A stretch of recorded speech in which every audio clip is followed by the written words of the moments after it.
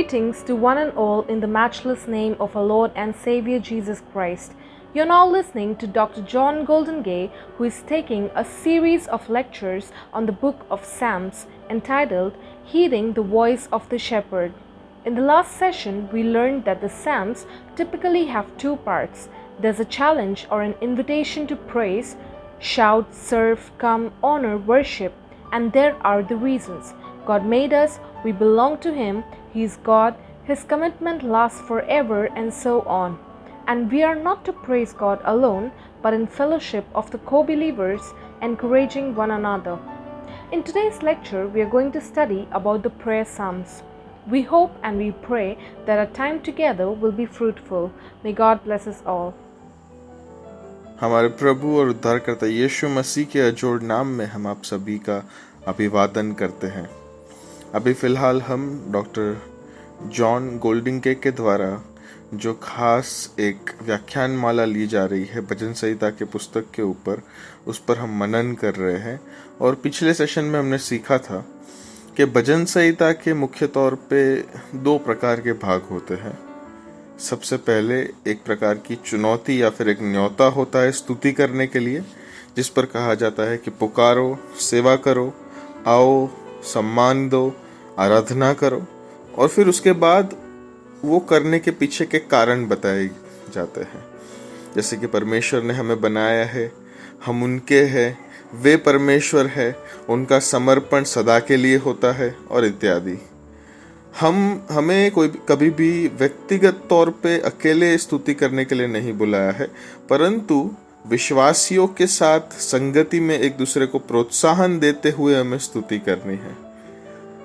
आज के सेशन में हम प्रार्थना के भजनों के बारे में सीखने वाले हैं। हमारी यही आशा और प्रार्थना है कि हमारा समय फलवंत रहेगा। आमीन। Now the second type, prayer psalms. अब हम दूसरे प्रकार के भजन संहिता के ऊपर जाएंगे, गीतों के ऊपर, जिनको प्रार्थना गीत के तौर पे गिना जाता है। Prayer is a second form of speaking to God that features in the psalms. और प्रार्थना दूसरा एक प्रकार है जहाँ पर परमेश्वर से हम बातचीत करते हैं, जहाँ जो भजन संहिता में दिखाया गया है। Here's an example from Psalm 22. और यहाँ पर भजन 22 से एक उदाहरण है हमारे लिए। My God, why have you abandoned me? Far away from delivering me. From the word I yell. My God, I call by day, but you do not answer, and by night there is no quietness for me. हे मेरे परमेश्वर, तूने मुझे क्यों छोड़ दिया है? तू मेरी पुकार और मेरी सहायता करने से क्यों दूर रहता है? मेरा उद्धार कहाँ है? हे मेरे परमेश्वर, मैं दिन को पुकारता हूँ, परंतु तू उत्तर नहीं देता, और रात को भी मैं चुप नहीं रहता। But you are enthroned as the Holy One, the great praise of Israel. In you our ancestors trusted. They trusted and you rescued them. To you they cried out and they escaped. In you they trusted and they were not ashamed. और परंतु तू जो Israel की स्तुति के सिंहासन पर विराजमान है, तू तो पवित्र है। हमारे पुरखा तुझी पर भरोसा रखते थे और वे भरोसा रखते थे, और तू उन्हें छुड़ाता और उन्हें तेरी दुहाई दी और तूने उनको छुड़ाया। But I am a worm, not a person, an object of scorn for humanity, an object of contempt for this people. All who see me mock me, open their mouth, shake their head. He should commit it to Yahweh. He must rescue him. He must save him because he delights in him. परंतु मैं तो कीड़ा हूँ, मनुष्य नहीं। मनुष्य में मेरी नाम धराई है और लोगों में मेरा अपमान होता है। वे सब जो मुझे देखते हैं मेरा ठट्ठा करते हैं और होंठ बिचकाते और यह कहते हुए सिर हिलाते हैं, अपने को यहोवा के वश में कर दे कि वह उसे छुड़ाए, वह उसको उबारे, क्योंकि वह उससे प्रसन्न है। That's the beginning of the psalm. The very beginning, my God, why have you abandoned me, is the words Jesus uttered on the cross, but they didn't start off life as a prophecy of the Messiah. और ये भजन की शुरुआत है। भजन की शुरुआत में भजन का रचयिता कहता है कि मेरे प्रभु, तूने मुझे क्यों छोड़ दिया है? ये वही शब्द है जो यीशु मसीह खुद भी क्रूस पर से बोलते हैं, परंतु मसीहा की भविष्यवाणी के तौर पे वहां पर वो नहीं लिखा गया है। They started off life as a prayer that any Israelites could pray when they were abandoned by God, when they were overwhelmed by sickness or poverty or fraud or attacks from other people. और ये तो इस प्रकार की ऐसी प्रार्थना थी जो हर एक इजरायली व्यक्ति प्रार्थना करता था जब उसे ऐसा लगता था कि परमेश्वर ने उसे छोड़ दिया है, या फिर जब उसके जीवन में बहुत ही भयंकर ऐसी बीमारी या गरीबी या फिर कोई उसको धोखा देके चला जाता है, या फिर दूसरे लोगों से जब उस पर हमला होता है, तब वो इस प्रकार की प्रार्थना करता था। There are many psalms of this kind. और इस प्रकार के अनेक ऐसे गीत हैं। Bunkel called them laments, and I sometimes call them protest psalms, and you can see why. और गुंकल ने उन्हें विलाप कहा, परंतु मैं इन्हें काफी बार विरोधात्मक गीत कहता हूं, और आप देख सकेंगे कि क्यों मैं ऐसा कहता हूं। They spend much of their time describing what has gone wrong in someone's life and protesting to God about it. और वो इस भजन के अंदर बहुत सारा समय अपना इस बात में बताते हैं कि किसी के जीवन में क्या गलत हुआ है और वो क्यों हुआ है। Actually, in the 8 verses that I read to you just now, there wasn't any actual prayer at all in the sense of request for God to do something. और यहाँ पर मैंने जो 8 आयतें आपके सामने पढ़ी, उसके अंदर में दरअसल में कोई प्रार्थना थी ही नहीं जिसके अंदर प्रभु के सामने कुछ विनंती रखी गई हो। In the next 10 verses, there's only one line of prayer. और अगले 10 आयतों में भी प्रार्थना के लिए केवल एक ही लाइन को वहां पर लिखा गया। That's not especially unusual in these prayer psalms. They give a lot of space to describing and lamenting and protesting about the situation that we're in. और ये असाधारण नहीं है, क्योंकि प्रार्थना के गीतों के अंदर वो लोग ज्यादातर समय अपना जो है वो वर्णन करने में बताते हैं, जहां पर वो विलाप करते हैं या फिर विरोध करते हैं, जो भी परिस्थिति में वो रखे गए हो उसका। So there's an interesting difference between the way we may usually pray and the model the Psalms give us. और इसीलिए बहुत ही रसप्रद ऐसा तफावत है जिस प्रकार से हम प्रार्थना करते हैं और जिस प्रकार का प्रार्थना का उदाहरण भजन संहिता हमें देती है। We don't spend much time describing the situation. Maybe we assume that God knows about the situation, so we don't need to tell him. और हम लोग जो है परिस्थिति का वर्णन करने के लिए हम समय नहीं व्यतीत करते। शायद हम ये मान के चलते हैं कि परमेश्वर को पता ही है, इसलिए हम उसको कहते नहीं। Yet oddly, we don't mind telling God what we think he should do about the situation. परंतु इसका विरोधाभास ये भी है कि हम लोग परमेश्वर को हमेशा कहते रहते हैं कि तू ये परिस्थिति में ये कर, तू ये कर, तू वो कर। We may say, Lord, give the surgeons wisdom, or Lord, give my friend peace, or Lord, help the Congress to see that they should be taxing the rich, not cutting benefits to the poor. हम शायद ऐसी प्रार्थना करते हैं कि परमेश्वर इन डॉक्टरों को तू मदद करना कि उनको आप बुद्धि देना, परमेश्वर मेरे मित्र को तू शांति दे, या फिर परमेश्वर इस सरकार को तू मदद करके वो अमीर लोगों को ज्यादा कर भरने को रखे और गरीबों से अपना लाभ ना ले ले। Why are we suggesting to God what he should do? You might have thought that God could discern what to do. और हम परमेश्वर को क्यों सलाह कर रहे हैं कि उसको क्या करना चाहिए? हमें ये मानने की जरूरत है कि परमेश्वर खुद तर्क वितर्क करके जानता है कि उसे क्या करना है। The Psalms are the other way around to us. The way they work is by being very general in what they ask God to do, listen to us, rescue us, but very detailed in their description of our situation and need.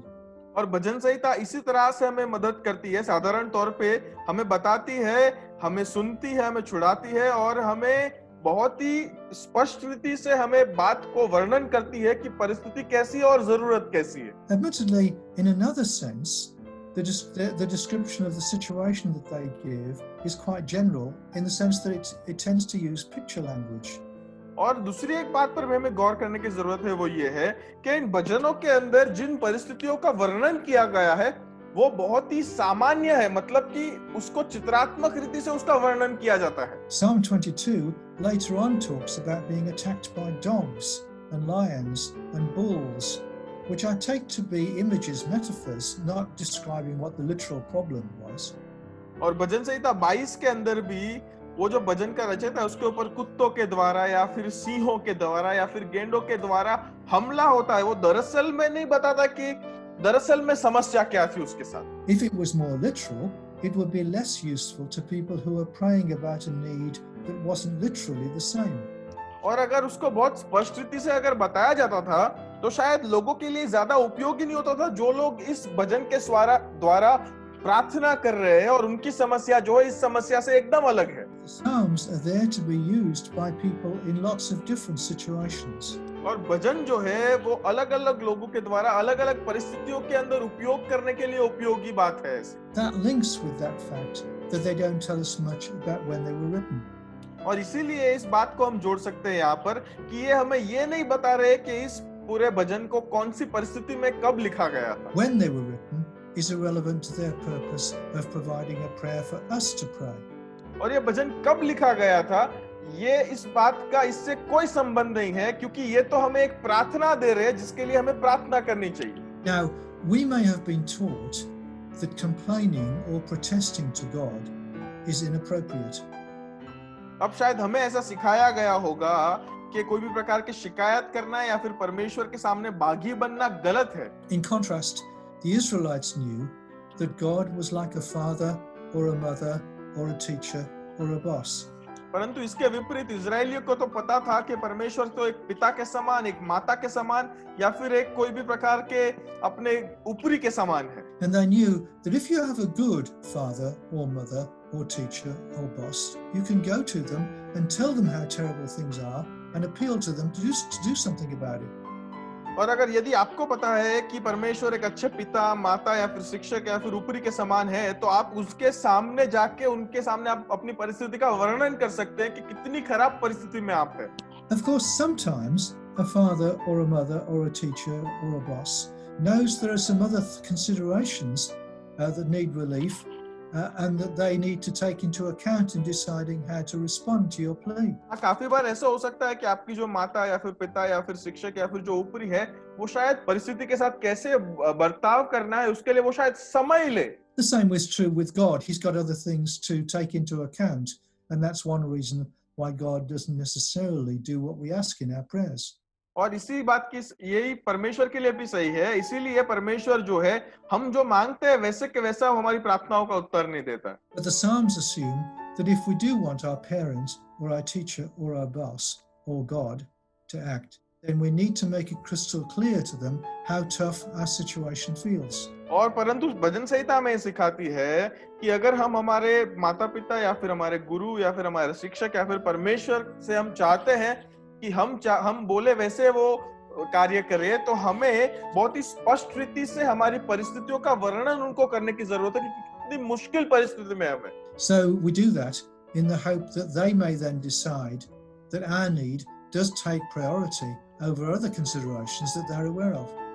और हम ये इस प्रकार करते हैं और हम इस परिस्थितियों का वर्णन करने के द्वारा हम ये मानते हैं कि वो सोचे कि हमारी जो जरूरत है वो बाकी सब चीजों के ऊपरी है, उसकी ऊपर की बात है। In those lines that I read, some of them were protesting of how things are for the person who's praying.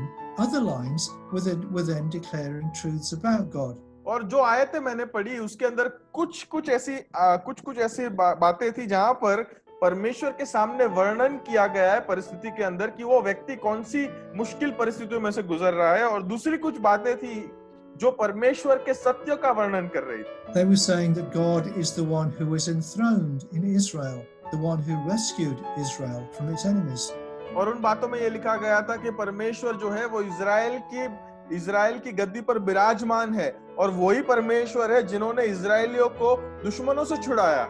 And in fact, lines of that kind of psalm are saying just the kind of thing that a psalm of praise says. और दरअसल में ये जो बातें इस गीत में लिखी गई है, ये तो शायद स्तुति के गीत में भी इसका वर्णन किया जाता है। It turns out that praise and prayer are closely related. और हमें ये बात बताती है कि प्रार्थना और स्तुति जो है वो बहुत ही निकटतम ऐसे संबंध में है। You can't understand prayer unless you understand praise. आप प्रार्थना को तब तक नहीं समझ पाएंगे जब तक आप स्तुति को न समझे। That's why it was good that Gunkel started his analysis of the Psalms with the Psalms of praise. और इसीलिए ये बहुत ही अच्छी बात थी कि गुंकल ने भजन संहिता पर का अपना अभ्यास जो है वो स्तुति गीतों से शुरू किया। One reason why you can't understand prayer without understanding praise is that prayer starts when the things that you say in praise aren't being borne out in life. और एक कारण ये है कि आप प्रार्थना को स्तुति के बिना नहीं सीख सकते, वो ये है कि प्रार्थना तभी खड़ी होती है जब स्तुति सच्चे जीवन से नहीं निकलती है। In praise, we say that God is faithful and is always near us.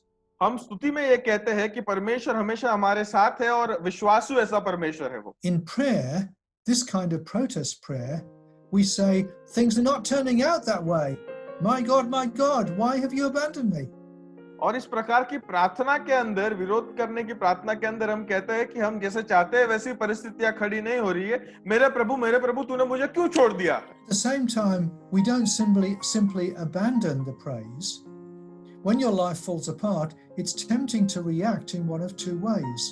और इसी प्रकार से हम स्तुति को एकदम छोड़ नहीं देते हैं। जब हमारी जीवन जो है वो अस्त व्यस्त हो जाता है, तब बहुत ही परीक्षण में हम होते हैं कि इन दोनों में से किसी एक बात पर हम इस तरह से हम बर्ताव करें अपने जीवन। Either you deny that it's really happened, or you give up on the truths about God that you used to affirm.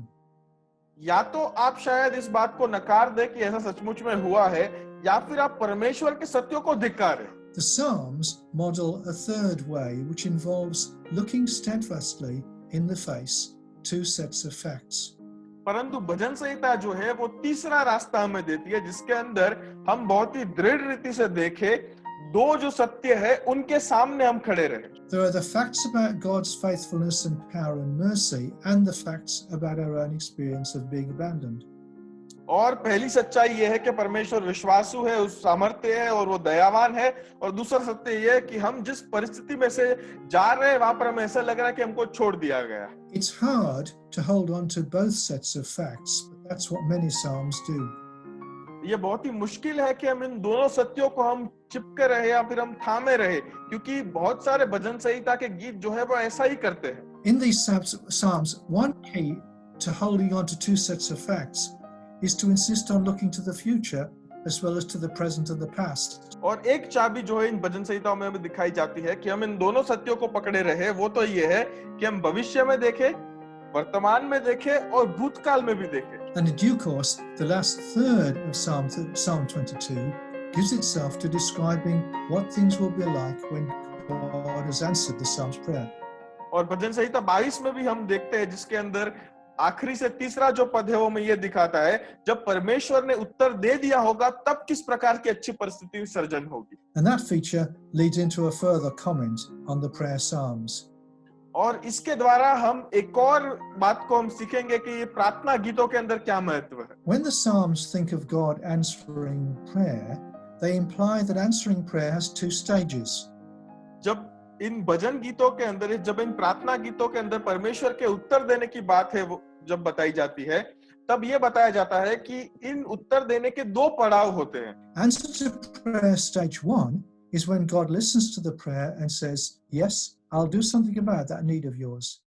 और पहला पड़ाव इन प्रार्थना के उत्तर का इस प्रकार का होता है, जब परमेश्वर प्रार्थना को सुन ले और वो कहे कि हाँ, तेरी जरूरत के बारे में मैं कुछ करूंगा। Answer to prayer stage 2 is when God actually acts and does it.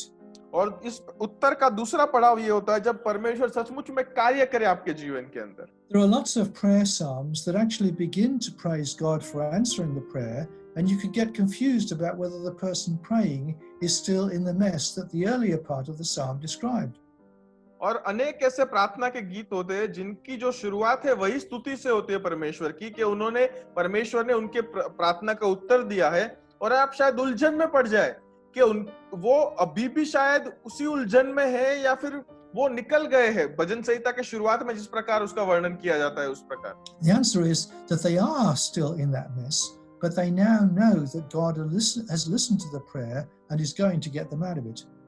उसका उत्तर ये है कि वो लोग अभी भी उसी उलझन में पड़े हुए हैं, परंतु अब उनको ये पता है कि परमेश्वर ने उनकी प्रार्थनाओं को सुना है और वो उनको उन परिस्थिति में से बाहर निकालने वाला। They haven't yet received answer to prayer stage 2, but they have received stage 1.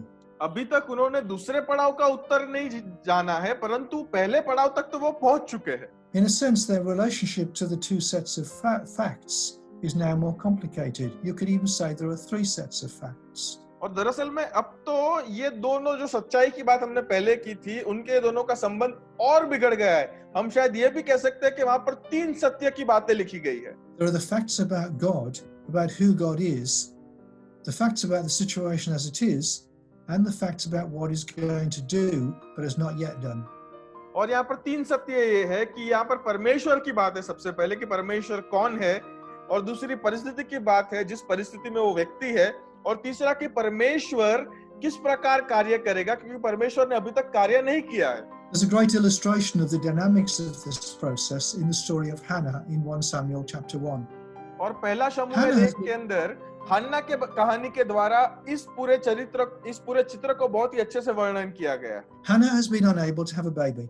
हन्ना को संतान नहीं हो रही थी। For some women, this inability doesn't matter, but for many women, it's agonizing. कुछ महिलाओं के लिए ये जो संतान ना होने की जो बात है, ये बहुत ही साधारण बात है, परंतु कुछ के लिए बहुत ही दुखजनक बात है। A woman may go to extraordinary lengths in order to be able to conceive. और कोई भी महिला कोई भी हद तक जाएगी कि उनको संतान हो। In Hannah's culture, there's an extra level of significance to her infertility.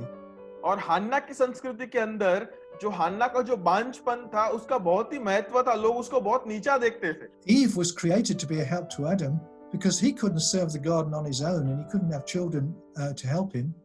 और हवा को उसके लिए आदम के लिए बनाया गया था, क्योंकि वो बाग की जो देखभाल है वो नहीं कर पाता था और वो खुद से बच्चे नहीं कर पाता था कि वो बाग की देखभाल कर सके सब मिलके। In a situation where a nation needs children in order to be able to make the farm work, a woman's ability to have children is key to her place in the society.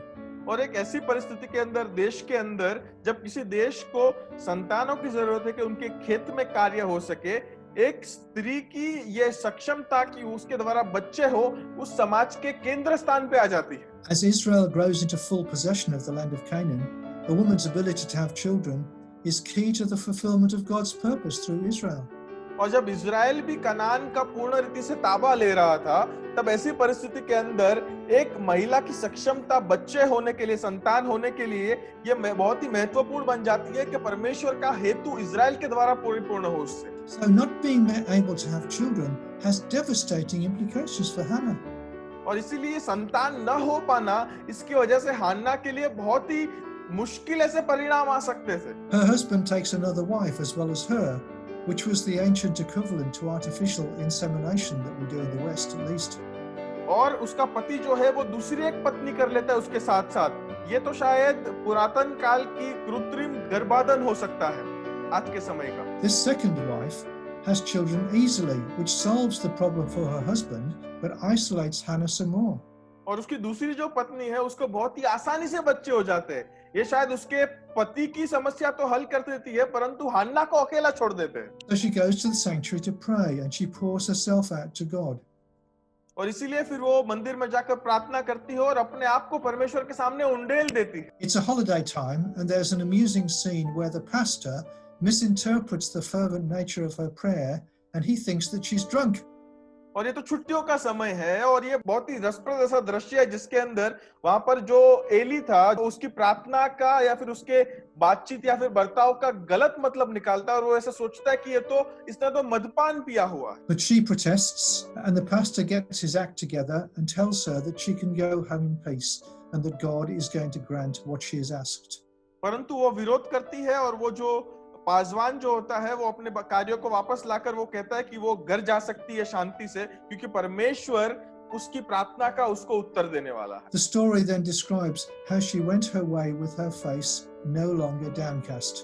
और फिर कहानी के अंदर आगे ऐसे बताया गया है किस प्रकार से वो अपने घर चली गई, अब वो दुखी नहीं थी। Now the thing to notice is that she's no more pregnant than she was when she arrived at the sanctuary. और वो जो मुख्य बात है समझने की वो ये है कि वो जब मंदिर के अंदर आई थी और बाहर गई थी, दोनों समय वो गर्भवती नहीं थी। God has not answered her prayer in the sense of causing her to conceive, but she has received stage 1 of the answer to her prayer. परमेश्वर ने उसकी प्रार्थना का उत्तर उसको गर्भवती करने से नहीं दिया है, परंतु वो तो उसके उत्तर के केवल पहले पड़ाव में है। She does now know that God has heard her prayer and has said yes to it, and this fact is enough to change the look on her face. परंतु अब उसे ये पता है कि परमेश्वर ने उसकी प्रार्थनाओं का उत्तर दिया है और उसे हाँ कहा है, और इसी बात की सच्चाई से उसके चेहरे का जो हाव भाव है वो पूरा बदल जाता है। Family all go home after the holiday, and Elkanah and Hannah make love, and the story says Yahweh remembered Hannah. और फिर वो कहानी में छुट्टियों के बाद वो परिवार घर जाता है। एल्काना और हन्ना फिर से एक देह होते हैं, फिर से शारीरिक संबंध में आते हैं। फिर वहां पर कहानी कहती है कि यहोवा ने हन्ना को याद रखा। She conceives and she has a baby son. She has now experienced stage 2 of the answer to prayer. फिर वो गर्भवती होती है और उसको एक पुत्र होता है और अब जाके उसने अपनी प्रार्थना के उत्तर का दूसरा पड़ाव का अनुभव किया।